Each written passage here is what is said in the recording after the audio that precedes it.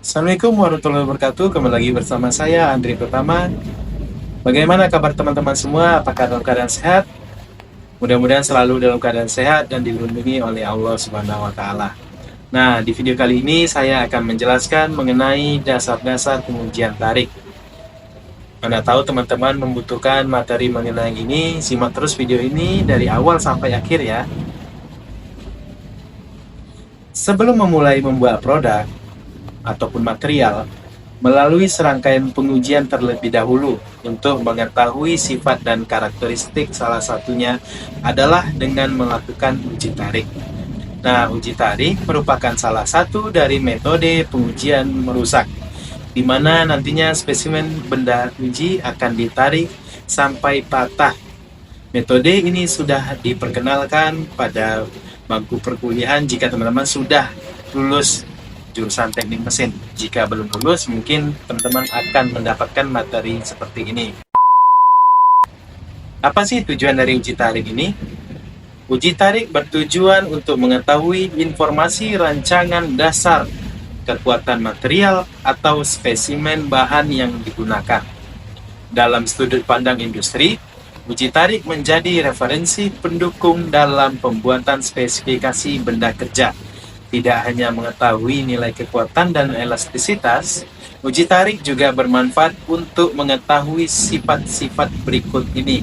Yang pertama adalah kekuatan luluh dari material, yang kedua keuletan dari material, dan yang terakhir adalah kelentingan dari suatu material.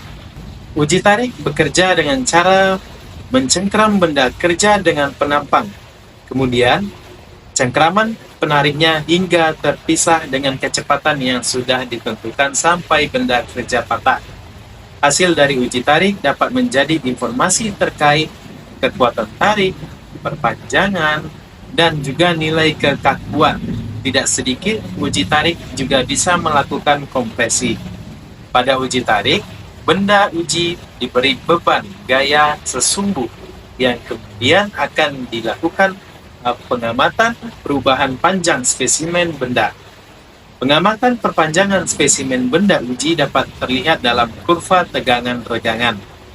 Mesin uji tarik biasanya memiliki kerangka beban logam yang terpasang pegangan spesimen untuk memisahkan benda uji dengan crosshead yang bergerak dan statis. Nah, untuk memudahkan apa saja komponen uji tarik, berikut teman-teman bisa melihat pada gambar.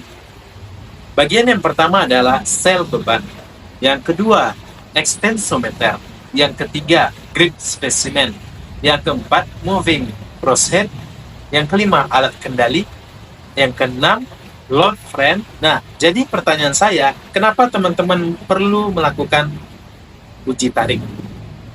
Kalau jawaban dari saya, dengan melakukan uji tarik, maka teman-teman bisa memperoleh profil tarikan yang lengkap berupa kurva hubungan antara gaya tarikan dengan perubahan panjang yang sangat diperlukan dalam proses desain yang menggunakan material. Jadi teman-teman bisa paham material tersebut digunakan untuk apa, maka teman-teman melakukan uji tarik agar mendapatkan informasi dari material apakah cocok digunakan untuk kegiatan tersebut.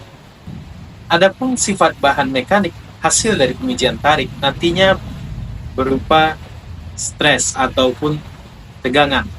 Tegangan merupakan gaya per satuan luas dari material yang menerima gaya tersebut. Yang kedua adalah strain, kemampuan bahan untuk menahan deformasi tanpa kerusakan.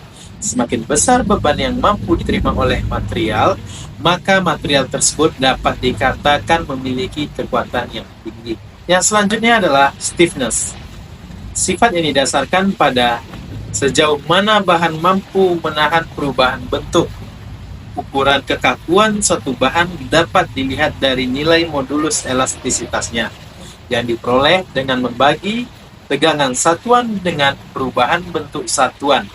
Satuan yang disebabkan oleh tegangan tersebut ya teman-teman.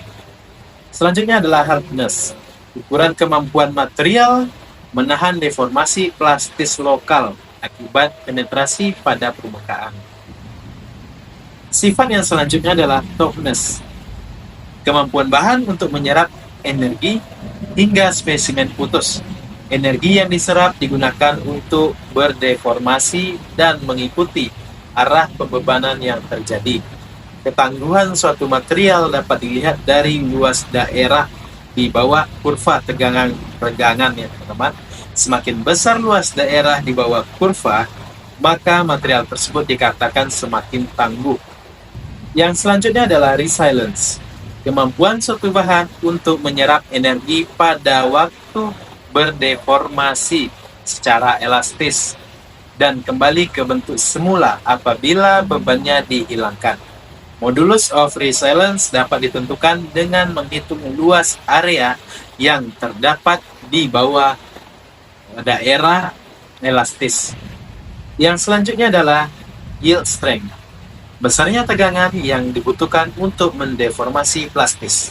Sebagian besar material mengalami perubahan sifat dari elastis menjadi plastis yang berlangsung sedikit demi sedikit dan titik saat deformasi plastis mulai terjadi sulit ditentukan secara teliti, sehingga tegangan luluk dihitung pada perpotongan antara kurva tegangan regangan dengan garis sejajar dengan kemiringan kurva pada regangan tertentu, yaitu sebesar 0,002 atau 0,2% offset.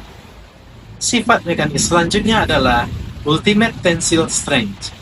Besarnya tegangan yang diperoleh dari hasil perbandingan gaya maksimum terhadap luas penampang spesimen mula-mula. Yang selanjutnya adalah fracture strength. Besarnya tegangan yang terjadi pada saat spesimen putus. Engineering fracture strength memiliki nilai yang lebih rendah dibanding dengan ultimate tensile strength karena gaya yang terjadi dibagi luas penampang mula-mula. Tetapi, pada kondisi sesungguhnya, nilai fracture strength lebih besar karena gaya dibagi luas penampang aktual yang lebih kecil dibandingkan luas penampang mula-mula. Sifat yang selanjutnya adalah modulus of elasticity. Gradien kurva dalam daerah elastis di mana perbandingan tegangan dan regangan selalu konsisten. Ingat ya teman-teman. Selanjutnya adalah elastic region. Suatu daerah yang apabila spesimen diberi gaya sebelum batas lulu dan apabila gaya tersebut dihilangkan maka spesimen akan kembali ke kondisi semula atau tidak ada pertambahan panjang pada spesimen. Yang terakhir adalah plastic region. Nah, suatu daerah di mana bahan mengalami pertambahan panjang akibat pembebanan dan apabila benda tersebut dihilangkan maka bahan tersebut tidak akan kembali ke bentuk semula. Berbeda dengan yang tadi ya teman-teman. Apabila beban tersebut ditambah secara kontinu, maka bahan juga akan mengalami pertambahan panjang secara kontinu hingga putus. Inilah perbedaan plastic region dengan juga elastic region. Selanjutnya kita berbicara mengenai pemberian beban pada spesimen. Spesimen akan diberi beban uji aksial yang semakin besar secara kontinu. Akibat dari pemberian beban tersebut, spesimen akan mengalami perubahan panjang.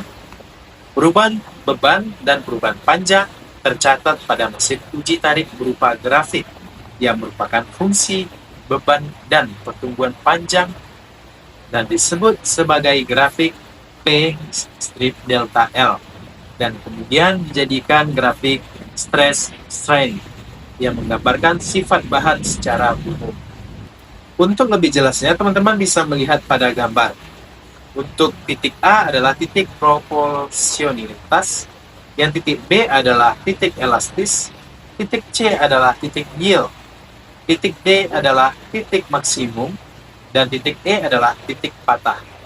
Dari gambar tersebut, tampak bahwa sampai titik A, perpanjangan sebanding dengan pertambahan beban. Pada daerah inilah berlaku hukum Hooke, sedangkan titik C merupakan batas berlakunya hukum tersebut. Oleh karena itu, titik A disebut juga batas proporsional.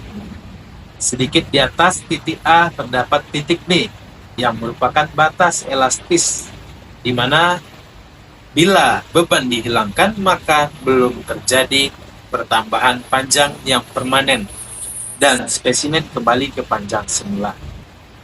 Daerah di bawah titik B disebut daerah elastis, sedangkan di atasnya disebut daerah plastis. Di atas titik B terdapat titik C, yang merupakan titik yield ataupun titik luluhnya. Ini di mana logam mengalami pertambahan panjang tanpa pertambahan beban yang berat. Beban yang berarti titik yield merupakan keadaan di mana spesimen terdeformasi dengan beban minimum. Pada kenyataannya, karena perbedaan antara ketiga titik A, B, dan C sangat kecil, maka untuk perhitungan teknik seringkali keberadaan ketiga titik tersebut cukup diwakili dengan titik C saja. Dalam kurva titik yield ditunjukkan pada bagian kurva yang mendatar atau beban relatif tetap. Titik C ini tidak sama untuk semua logam. Pada material yang ulet, misalkan besi murni dan karbon baja rendah, titik C tampak sangat jelas, namun pada umumnya penampakan titik C tidak tampak jelas. Nah, begitulah penjelasan mengenai sedikit dasar-dasar dari pengujian tarik. Mudah-mudahan teman-teman bisa paham apa yang saya sampaikan. Ketika teman-teman ragu, silakan menuliskan di kolom komentar. Jika teman-teman ada saran ataupun materi yang harus saya jelaskan di video selanjutnya, teman-teman boleh meletakkan atau mengetikkan di kolom komentar ya. Jangan lupa untuk di like, share, dan subscribe. Terima kasih.